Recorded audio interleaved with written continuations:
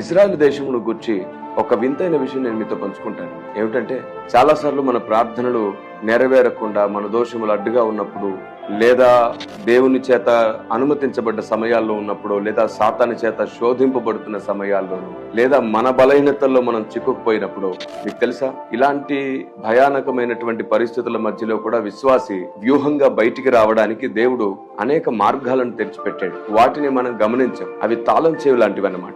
వాటిని మనం తీసుకోగలిగితే ఎన్నో డోర్స్ ఓపెన్ అవుతుంటాయి. అందులో ఒకటి, ఇజ్రాయెల్ దేశమును ప్రేమించడం, ఇజ్రాయెల్ దేశం కోసం ప్రార్థించడం.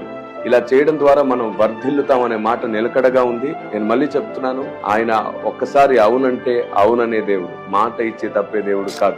కాబట్టి ఇజ్రాయెల్ ని ప్రేమించడం, ఇజ్రాయెల్ కోసం ప్రార్థించడం, అది మన ప్రార్థన విజయాలలో మన వర్ధిల్లడంలో ఒక భాగం. కాబట్టి ఎన్నో ప్రార్థన రహస్యాలు బైబిల్ గ్రంథంలో ఉన్నాయి. వాటిని ఇప్పటికీ నేటి క్రైస్తవ సమాజం ఇంకా గుర్తించే పనిలోనే ఉన్నారు. కాబట్టి దేవుని